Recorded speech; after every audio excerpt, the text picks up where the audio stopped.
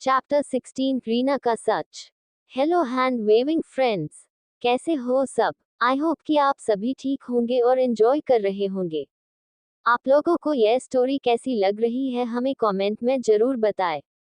और story read करने के बाद रिव्यू देना ना भूले। अब तक अंश बच्चा तुम जाकर अपनी स्टडी करो, हम शाम को मिलते हैं। इतना बोल अंश नाव्य को माथे पर और उसके गालों पर किस करता है और उसे अपनी बाहों से रिलीज कर देता है। कबीर, भाई आपका आज ऑफिस जाने का इरादा है भी या नहीं? कहीं ऐसा तो नहीं कि आप खरगोश को अकेले छोड़कर जाना ही नहीं चाहते? इतना बोल कबीर हंस देता है। कबीर को यूं खुद पर हंसता देख अंश घूर कर कबीर को देखता है। कबीर खुद को घूरता पाकर तुरंत बाहर भाग जाता है। कबीर और अंश दोनों ऑफिस के लिए निकल जाते हैं। अब आगे ऐसे ही एक वीक निकल जाता है। अंश हर दिन नाव्य को जाने से पहले गुड बाय किस करता और ऑफिस से आने के बाद भी नाव्य को किस करता। अंश नाव्य को उसके कमरे में सुला फिर अपने कमरे में सोने जाता था।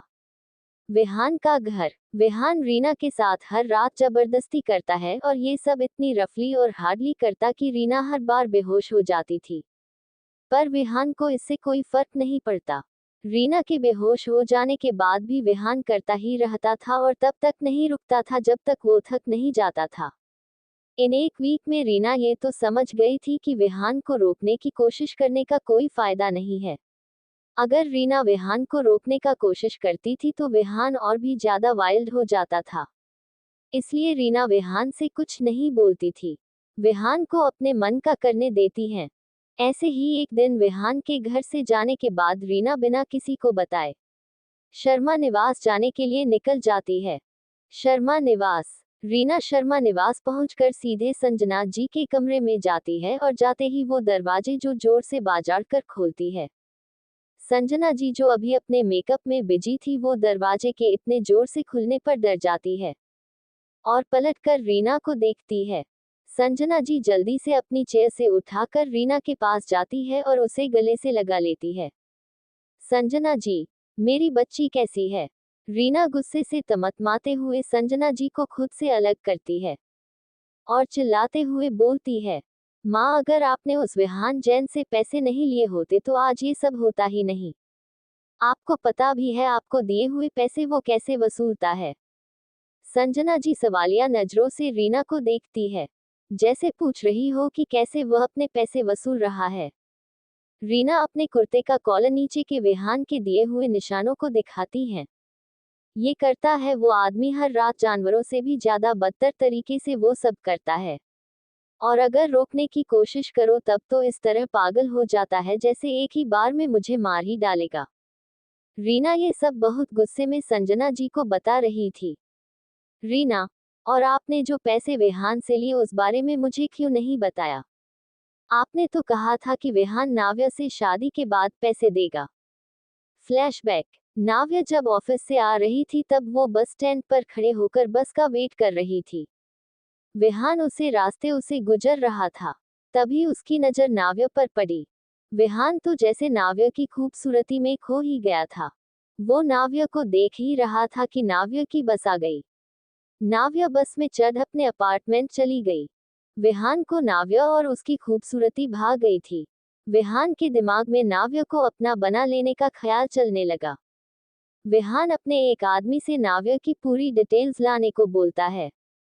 2 दिनों में वो आदमी विहान को नाव्य की पूरी डिटेल्स लाके दे देता है।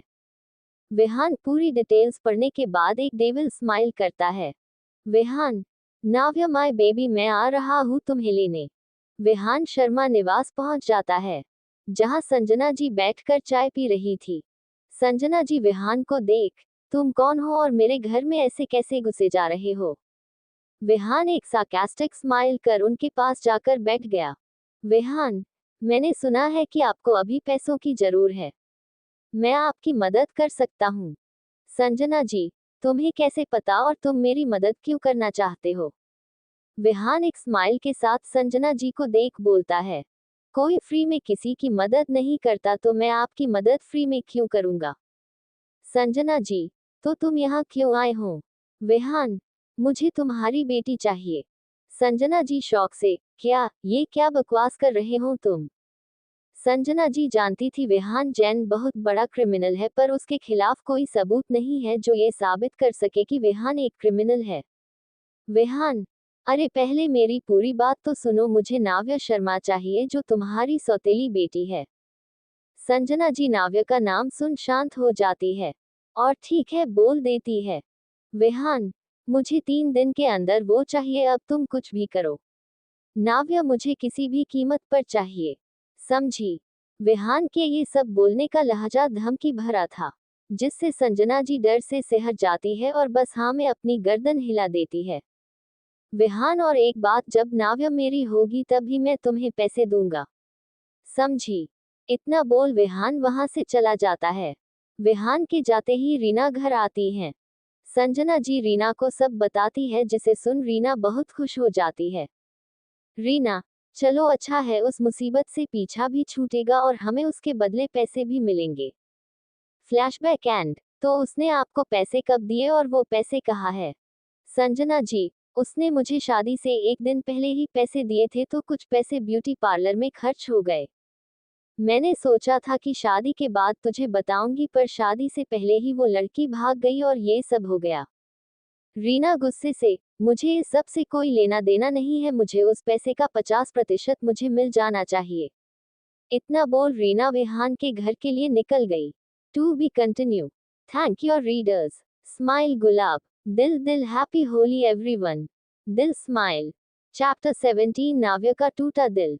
हेलो हैंड वेविंग फ्रेंड्स, कैसे हो सब? आई होप कि आप सभी को ये स्टोरी बुक पसंद आ रही होगी। और आप लोगों को स्टोरी कैसी लग रही है कमेंट में जरूर बताएं। स्टोरी रेड क्रन के बाद रिव्यू देना ना भूले। अब तक विहान के जाते ही रीना घर आती हैं। संजना जी रीना को सब बताती है, जिसे सुन रीना बहुत खुश हो जाती है। रीना, चलो अच्छा है, उस मुसीबत से पीछा भी छूटेगा और हमें उसके बदले पैसे भी मिलेंगे। तो उसने आपको पैसे कब दिए और वो पैसे कहाँ है? संजना जी, उसने मुझे शादी से 1 दिन पहले ही पैसे दिए थे, तो कुछ पैसे ब्यूटी पार्लर में खर्च हो गए। मैंने सोचा था कि शादी के बाद तुझे बताऊंगी, पर शादी से पहले ही वो लड़की भाग गई और ये सब हो गया। रीना गुस्से से, मुझे इस सब से कोई लेना देना नहीं है, मुझे उस पैसे का 50% मुझे मिल जाना चाहिए। इतना बोल रीना विहान के घर के लिए निकल गई। अब आगे। अगले दिन सुबह नाव्या सो रही थी, तभी अंश उसके कमरे में गया। नाव्या के कमरे में पहुंचते ही अंश की नजर नाव्या पर पड़ी, जो बेड के एक साइड में किसी बच्चे की तरह सिमटी हुई सो रही थी। उसका ब्लैंकेट नीचे पड़ा था। नाव्या सुकून से सो रही थी। अंश ब्लैंकेट उठा नाव्या को कवर कर उनके पास बैठ जाता है। अंश नाव्या को देखते हुए अपने मन में बोला, बच्चा, अब तुमसे दूर रहना बहुत मुश्किल हो रहा है। मैं तुम हमेशा के लिए अपना बनाना चाहता हूँ, ताकि कोई कभी हमारे बीच नहीं आए। पर इसके लिए तुम्हारी मंजूरी चाहिए होगी बच्चा। पर मुझे समझ नहीं आ रहा कैसे मनाऊं तुम्हें मुझसे शादी करने के लिए। नाव्या नींद में थोड़ा हिलती है।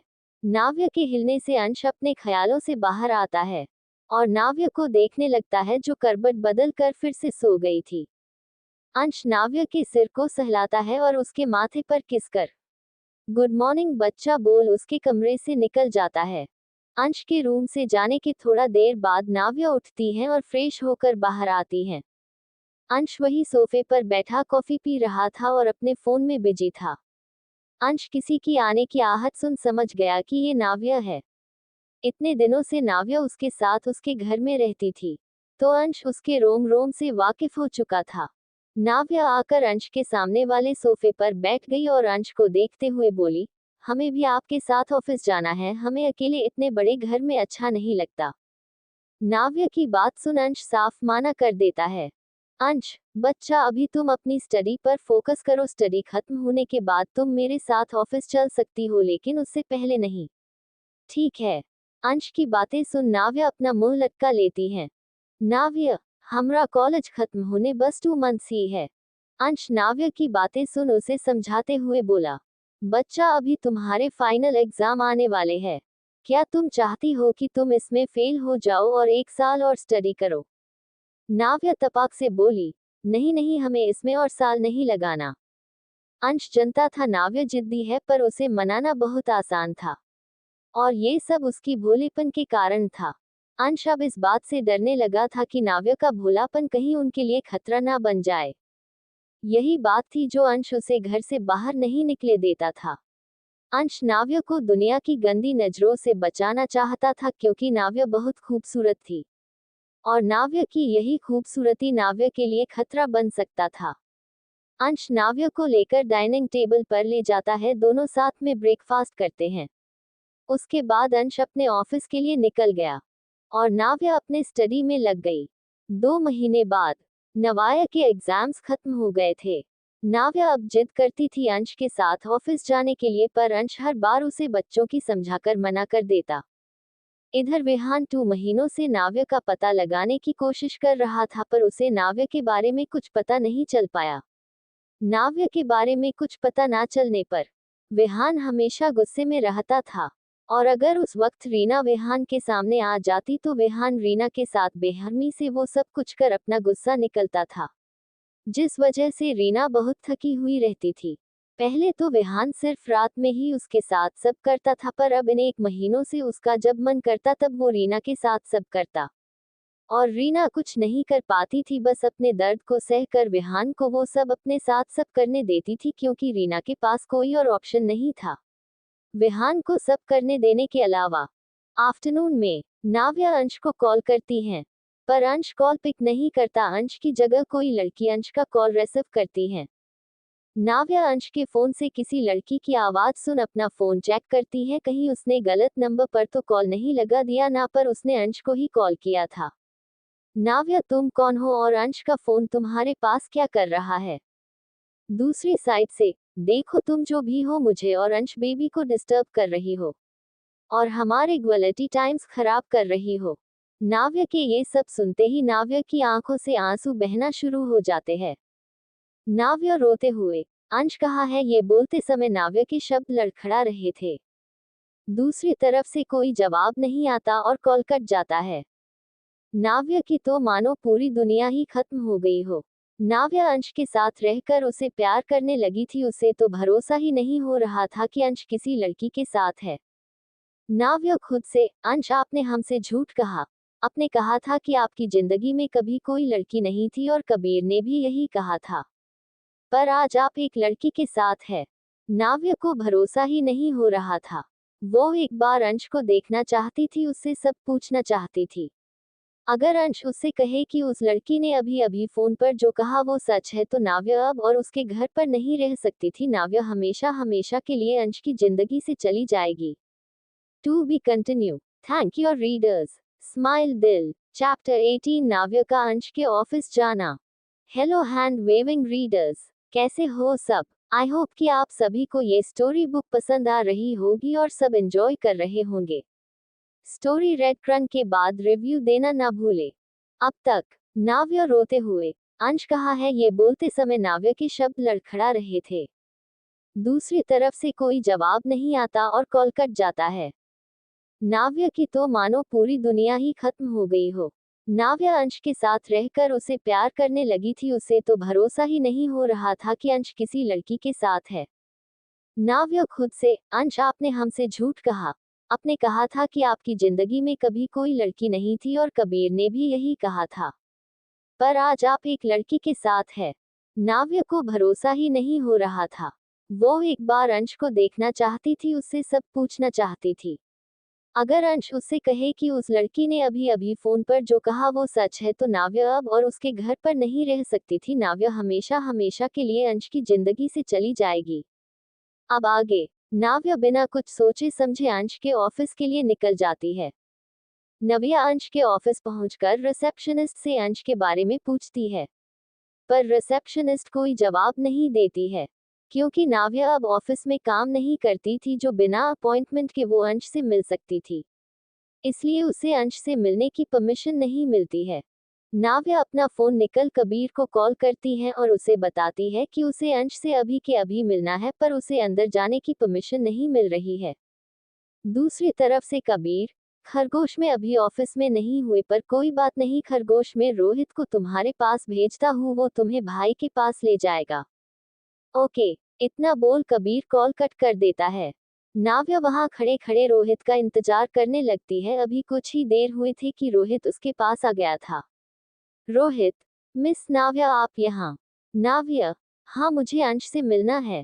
रोहित, ओके आप चलिए मेरे साथ। रोहित नाव्या को वहां से अंश के प्राइवेट लिफ्ट की तरफ बढ़ गया।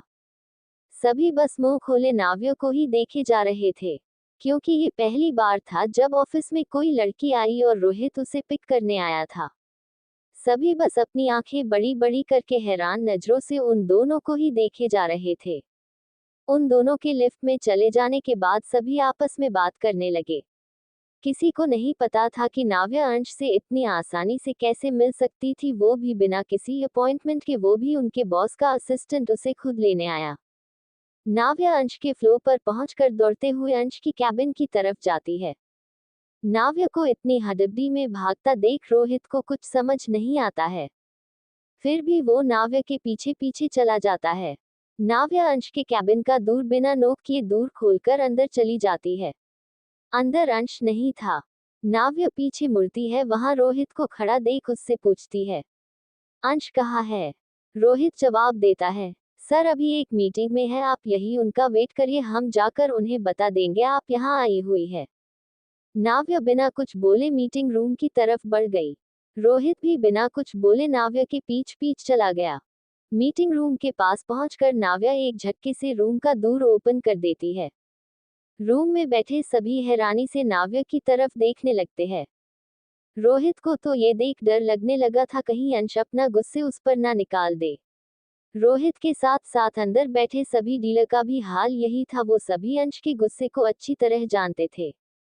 अंश जो उस रूम में मीटिंग कर रहा था अचानक इस तरह से दूर ओपन होने से गुस्से में दूर की तरफ देखता है, जहां नाव्या अपने आंखों में आंसू लिए अंश को ही देखे जा रही थी। नाव्या के ठीक पीछे रोहित खड़ा था, उसकी तो डर से पूरी हालत खराब थी। नाव्या को वहां खड़ा देख अंश का गुस्सा तुरंत गायब हो गया। अंश के चेहरे पर गुस्से की जगह अब चिंता ने ले ली थी। अंश अपनी चेयर से खड़ा हो गया। उसके खड़े होते ही वहां मौजूद सभी लोग खड़े हो गए। सभी की डर से हालत खराब थी। सभी के दिमाग में बस यही चल रहा था कि अब अंश उस लड़की के साथ क्या करेगा जो अभी यहाँ आई है। अंश नाव्या के पास पहुंचकर बहुत प्यार से पूछता है, अंश बच्चा क्या हुआ और तुम रो क्यों रही हो? नाव्या कोई जवाब नहीं देती, उसके आंखों में जो आंसू रुके हुए थे वो अब बिना रुके उसकी आंखों से बहना शुरू हो गया। अंश घबराते हुए उसका चेहरा अपने दोनों हाथों में थामते हुए बोला, बच्चा क्या बात है, मुझे बताओ तुम इतना रो क्यों रही हो? नाव्या अंश का हाथ अपने चेहरे से झटक देती है और अंश से रोते हुए पूछती है, आप किसके साथ थे अभी? ये सवाल करते समय नाव्या के शब्द लड़खड़ा रहे थे। वो कांप रही थी। अंश भी अच्छे से महसूस कर पा रहा था, पर वो नहीं जानता था वो रो क्यों रही है और वो ऐसे सवाल क्यों पूछ रही है जबकि उसने खुद देखा है वो अभी कहा था। अंश नाव्या की तरफ अपने कदम बढ़ाता है पर नाव्या अपने कदम पीछे लेने लगती है और से फिर वही सवाल करती है कि वो अभी कहा था। अंश बच्चा पहले रोना बंद करो और एक बार मुझे बताओ तो क्या हुआ है। उसके बाद मैं तुम्हें सारी बातें बताता हूँ, सब समझूंगा, पर पहले तुम बताओ ना कि क्या हुआ है। अंश को इस तरह देख और उसकी बातें सुन सब हैरानी से अंश और नाव्या को ही देखे रहे थे, सिवाय रोहित को छोड़कर, क्योंकि उसने कई बार अंश और नाव्या को ऐसे देखा था। वो जानता था कि उसके सिर कुछ भी कर सकते हैं पर नाव्या पर गुस्सा कभी नहीं करेंगे। अंश जो कभी किसी से सीधे मुंह बात तक नहीं करता और लड़कियों से हमेशा दूर रहने वाला आज एक लड़की से इतने प्यार से बात कर रहा था, उसे समझा रहा था, उसे सफाई तक दे रहा था। रूम में मौजूद सभी को अपनी कानों और आंखों पर भरोसा ही नहीं हो रहा था। नाव्या को सभी की नजरें अपने ऊपर महसूस हो रही थी, इसलिए उसने अपनी नजरें वहां मौजूद लोगों की तरफ कर सभी को देखने लगी। अंश ने जब नाव्या को सबकी तरफ देखते हुए देखा तो उसने पीछे पलटकर उन सभी को रूम से बाहर जाने का इशारा करता है। वो सभी अंश का इशारा करते ही बाहर चले जाते हैं। To be continue. Thank you readers. Smile. Chapter 19 अंश का नाव्या को समझाना। हेलो हैंड वेविंग रीडर्स, कैसे हो सब? आई होप कि आप सभी को ये स्टोरी बुक पसंद आ रही होगी और सब एंजॉय कर रहे होंगे स्टोरी को। स्टोरी रेड रन के बाद कमेंट्स और रिव्यूज देना मत भूलना। अब तक अंश जो कभी किसी से सीधे मुंह बात तक नहीं करता और लड़कियों से हमेशा दूर रहने वाला, आज एक लड़की से इतने प्यार से बात कर रहा था, उसे समझा रहा था, उसे सफाई तक दे रहा था। रूम में मौजूद सभी को अपनी कानों और आंखों पर भरोसा ही नहीं हो रहा था। नाव्य को सभी की नजरें अपने ऊपर महसूस हो रही थी, इसलिए उसने अपनी नजरें वहां मौजूद लोगों की तरफ कर सभी को देखने लगी। अंश ने जब नाव्य को सबकी तरफ देखते हुए देखा तो उसने पीछे पलटकर उन सभी को रूम से बाहर जाने का इशारा करता है। वो सभी अंश का इशारा करते ही बाहर चले जाते हैं। अब आगे सभी के बाहर जाने के बाद अंश नाव्य को अपने पास आने का इशारा करता है, पर नाव्य अंश के पास नहीं आती। अंश, बच्चा क्या हुआ है तुम्हें? देखो खुद को रो रो के हालात बना ली है तुमने। क्या किसी ने तुमसे कुछ कहा है? नाव्य कोई जवाब नहीं देती, बस अंश को देख रोए जा रही थी। नाव्य का इस तरह रोना अंश को परेशान और बेचैन कर रही थी। अंश नाव्य के पास जाता है और उसे लेकर उस चेयर के पास जाता है जहां वो अभी कुछ देर पहले बैठा हुआ था। अंश नाव्य को अपनी गोद में लेकर बैठ जाता है और उसे चुप कराने की कोशिश करता है, पर नाव्य का रोना बंद ही नहीं हो रहा था। रो रो कर नाव्य का पूरा चेहरा लाल हो चुका था। अंश नाव्य की आंखों में देखते हुए, बच्चा तुम बताओगे नहीं तो मुझे कैसे पता चलेगा कि मेरा बच्चा क्यों रो रहा है? हम। नाव्य अंश को देखती है और रोते हुए अंश से पूछती है, आप अभी कहाँ थे? अंश, बच्चा अभी तो तुमने देखा मैं कहा था। फिर ये सवाल क्यों? नाव्य, आप मीटिंग से पहले कहाँ थे?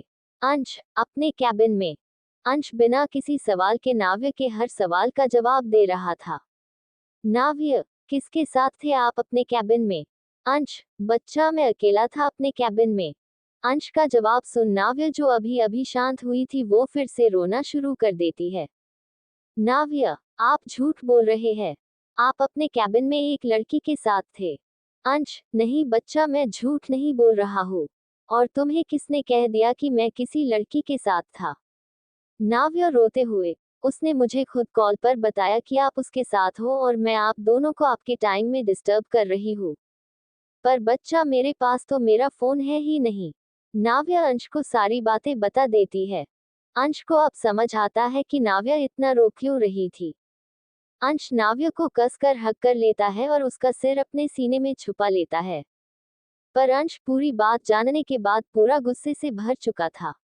पर उसने अपनी गुस्से को बाहर आने नहीं दिया, क्योंकि वो नाव्य को डराना नहीं चाहता था, उसे पिछली बार की तरह जब नाव्य उससे डर कर दूर भाग रही थी।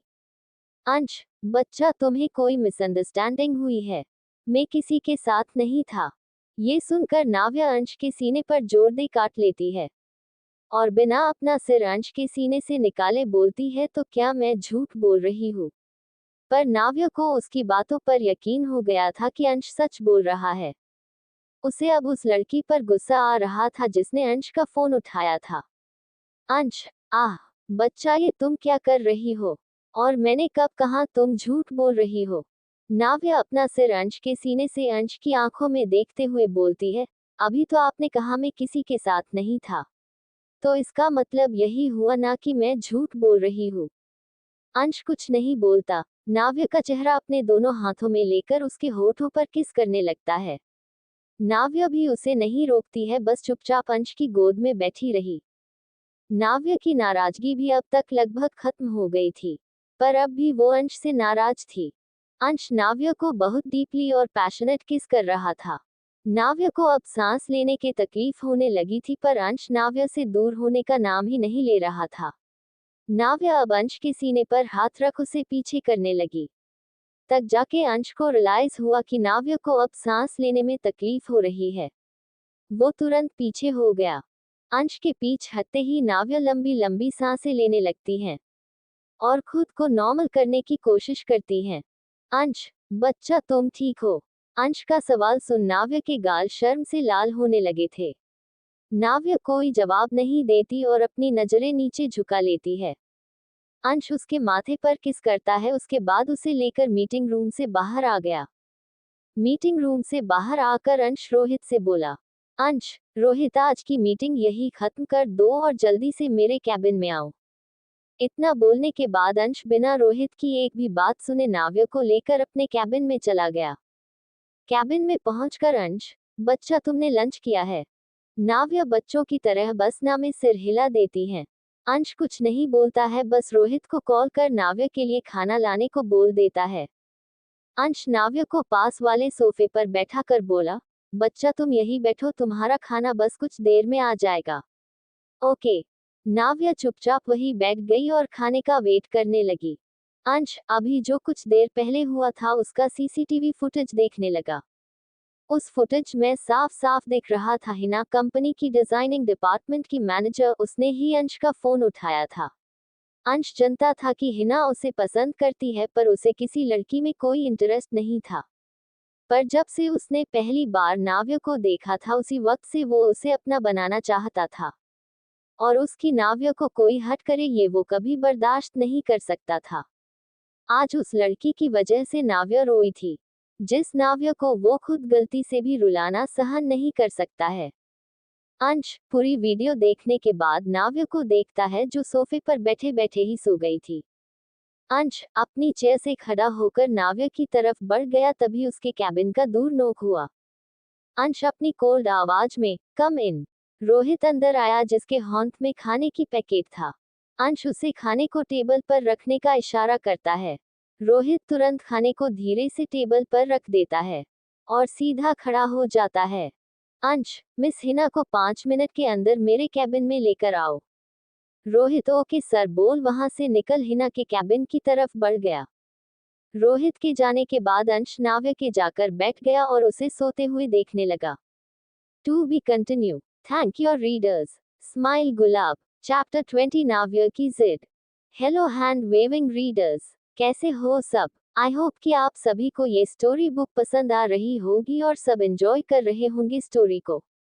स्टोरी रेड करने के बाद कमेंट्स और रिव्यूज देना मत भूलना। अब तक अंश अपनी कोल्ड आवाज में, कम इन। रोहित अंदर आया जिसके हाथ में खाने की पैकेट था। अंश उसे खाने को टेबल पर रखने का इशारा करता है। रोहित तुरंत खाने को धीरे से टेबल पर रख देता है और सीधा खड़ा हो जाता है। अंश मिस हिना को 5 मिनट के अंदर मेरे कैबिन में लेकर आओ। रोहित ओके सर बोल वहां से निकल हिना के कैबिन की तरफ बढ़ गया। रोहित के जाने के बाद अंश नाव्या के जाकर बैठ गया और उसे सोते हुए देखने लगा। अब आगे अंश नाव्या को अपनी गोद में उठाकर कैबिन में बने अपने सीक्रेट रूम में ले गया। नाव्या को बेड पर सुलाकर अच्छे से उसे ब्लैंकेट से कवर कर उसके माथे को चूम कर रूम से बाहर आ गया। अंश के बाहर आते ही कैबिन का दूर नोक हुआ। अंश कम इन। रोहित और हिना दोनों अंदर आ गए। अंश एक नजर दोनों को देखता है और सोफे पर किसी राजा की तरफ जाकर बैठ गया। हिना बहुत खुश थी, अंश ने उसे बुलाया है उसके पर चमक आ गई थी, क्योंकि अंश ने कभी पर्सनली किसी लड़की को नहीं बुलाया था। अंश अच्छे से समझ रहा था कि अभी हिना के मन में क्या चल रहा है। अंश मिस हिना आपने बताया नहीं कि अब आपको इस कंपनी में जॉब नहीं करना है। अंश की बातें सुना हिना के तो होश ही उड़ गए। हिना सर आप ये कैसी बातें कर रहे हैं, मैं भला कंपनी क्यों छोड़ना चाहूंगी। अंश एक तिरछी स्माइल के साथ बोला, आपने जो आज मेरे कैबिन में आकर किया है उससे तो यही लगता है कि आप अब यहाँ काम करना नहीं चाहती। हिना सर पर मैंने क्या किया है? अंश ओह तो अब आपको याद भी नहीं आ रहा, कोई बात नहीं अभी याद आ जाएगा। अंश रोहित को इशारा करता है। रोहित अंश के टेबल पर रखा आईपैड उठा अंश को लाकर देता है। अंश उसमें उस वीडियो को ऑन कर रोहित को देता है और हिना को दिखाने बोलता है। रोहित आईपैड लेकर हिना के पास गया और उसे वो वीडियो दिखाने लगा, साथ में खुद भी देखने लगा। पूरा वीडियो देखने के बाद हिना का चेहरा डर की वजह से काला पड़ गया। उसके माथे पर पसीने की बूंद नजर आने लगी थी। रोहित जो अब तक कंफ्यूज्ड होकर सब देख रहा था उसे भी अब सब समझ आ चुका था। उसकी नजरें अब अंश पर ही टिकी हुई थी। उसे पता था अंश हिना को छोड़ने वाला नहीं है, पर क्या करेगा उसके साथ उसे भी नहीं पता था। अंश जो अब तक शांत था वो गुस्से से चिल्ला, तुम्हारी हिम्मत कैसे हुई मेरे फोन को हाथ लगाने की? तुम्हारी इतनी औकात है तुम मेरा फोन उठा सको? किससे पूछकर तुमने मेरा कॉल अटेंड किया? हिना अब डर से कांपने लगी थी। रोहित को पहले से ही अंदाजा था कि ऐसा ही कुछ होने वाला है। अंश गुस्से से, रोहित इसे यहाँ से इतनी दूर फेंकाओ कि ये मुझे दोबारा कभी ना दिखे। अंश की बात सुन हिना अपने हाथों को जोड़ते हुए बोली, सर प्लीज मुझे जॉब से मत निकालिए। हिना बहुत देर तक रिक्वेस्ट करती है पर अंश उसकी एक नहीं सुनता। हिना थक कर अंश की तरफ देखती है जो अपने पैरों को मोड़े सोफे पर बैठा था। अंश, मिस हिना आपने जो किया है उसकी कीमत आपको चुकानी पड़ेगी। अंश अभी कोई तमाशा नहीं चाहता था क्योंकि नाव्या उसी कैबिन में सो रही थी और अंश नहीं चाहता था कि नाव्या जाग जाए। हिना, सर मैं आपसे प्यार करती हूँ, आप जो बोलेंगे मैं वो सब करूंगी, मैं हर रात आपको खुश भी करूंगी, आप बस मुझे एक मौका तो दीजिए। हिना की ये बात सुन रोहित तो एकदम शॉक रह गया था। वो अपने मन में ही सोचने लगा क्या कोई लड़की इतना गिर भी सकती है। पर अंश पर हिना के बातों का कोई असर नहीं हुआ। वो वैसे ही वहां बैठा रहा। उसे पहले से ही हिना के बारे में पता था। तभी हिना के पीछे से चिल्लाने की आवाज आती है, चुप करो तुम। सभी हैरानी से उस आवाज की तरफ देखते हैं। वहां नाव्या खड़ी थी। उसका चेहरा गुस्से से लाल हो गया था। अंश को जरा भी अंदाजा नहीं था कि नाव्या इतना जल्दी उठ जाएगी। अंश कुछ बोलता उससे पहले ही नाव्या गुस्से से फिर बोली, तुम अपना ये घटिया सोच अपने पास रखो, समझी तुम। नाव्या सीधा अंश की तरफ बढ़ गई और अंश के पास पहुंचकर किसी बच्चे की तरह उसकी गोद में चढ़कर बैठ गई। नाव्या का अंश की गोद में बैठना ही बहुत शकीन था और अंश का कुछ ना बोलना उससे भी ज्यादा शकीन। हिना अपनी आंखें फाड़े नाव्या को ही देखे जा रही थी। नाव्या जब अंश की गोद में बैठ गई तो अंश ने अपने दोनों हाथ उनके पेट के चारों तरफ लपेट लिया ताकि नाव्या आराम से बैठ सके। नाव्या अपने पेट पर लपटे हाथ पर अपना हाथ रख उनके हाथ को पकड़ लेती है। उसके बाद हिना की तरफ देखते हुए बोली, तुमने मेरा फोन क्यों उठाया और तुमने झूठ क्यों कहा कि अंश तुम्हारे साथ है। हिना को तो अपने आंखों और कानों पर भरोसा ही नहीं हो रहा था कि कोई लड़की उनके बॉस के गोद में बैठ उन्हें उनके नाम से बुला रही है। नाव्या, तुमने ये भी कहा था कि अंश तुम्हारा है। इतना बोल नाव्या अंश की तरफ पलटती है और अंश की आंखों में देख उससे पूछती है, आप इसके हैं। अंश देखता है कि नाव्या की आंखों में आंसू आ गए थे। अंश प्यार से एक हाथ से उनके गालों को सहलाते हुए बोला, बच्चा पहले रोना बंद करो, मैं किसी का नहीं हूँ, ठीक है अब शांत हो जाओ बच्चा। नाव्या गुस्से से तमतमाते हुए बोली, तो इसने क्यों कहा कि आप उसके हैं और वो आपको हर रात खुश करेगी? क्या आप रात को उसके साथ रहोगे? अंश, बच्चा पहले तुम शांत हो जाओ, इतना गुस्सा तुम्हारे लिए अच्छा नहीं है। और बच्चा, किसने कहा तुमसे मैं उसके साथ रहूंगा? अंश इतना बोल रोहित को इशारा करता है। रोहित हिना को लेकर कैबिन से बाहर चला जाता है। नाव्या अब शांत होते हुए बोली, पक आप उसके पास नहीं जाओगे ना? और रात को आप मेरे साथ रहोगे? इतना बोल नाव्या उम्मीद भरी नजरों से अंश को देखने लगी। अंश प्यार से उनके बालों में हाथ फेरते हुए बोला, बच्चा हम बाद में इस बारे में बात करते हैं, पहले तुम खाना खा लो। नाव्या अपना मुंह अंश की तरफ से फेरते हुए बोली, पहले आप बोलो कि आप रात में मेरे साथ रहेंगे। अंश, बच्चा ऐसे जिद नहीं करते, चलो जल्दी से खान फिनिश करो। नहीं, नहीं, नहीं, पहले आप बोलो कि आप रात को मेरे साथ सोओगे, फिर मैं खाना खाऊंगी। अंश, बच्चा मेरी बात सुनो, देखो हम एक साथ एक रूम में नहीं रह सकते, ठीक है? नाव्या बच्चों की तरह अंश से सवाल करती है, क्यों नहीं रह सकते आप मेरे साथ? क्या आपको उस लड़की के पास जाना है जो आपको रात को खुश करेगी? बच्चा ऐसा नहीं है। अंश को अब समझ नहीं आ रहा था कि वो अब नाव्या को कैसे समझाए। To be continue. Thank you readers. Smile gulab.